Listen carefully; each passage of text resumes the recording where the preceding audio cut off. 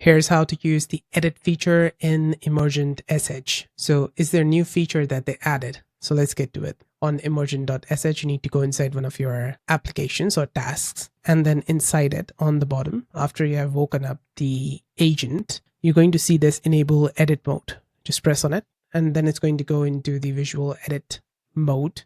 You should be able to change text by just clicking here, and then in the content you can just change text by typing in it, something like this.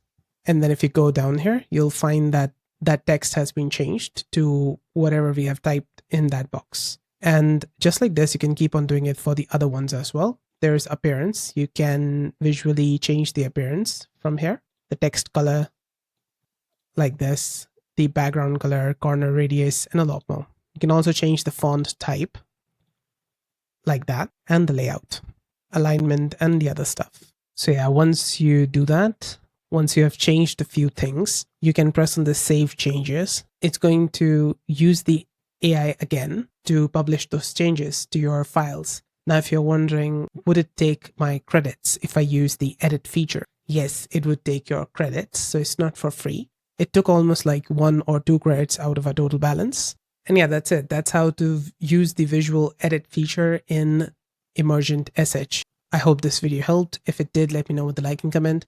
And on the right hand side, you can find more Emergent related guides and fixes. See you there. Bye for now.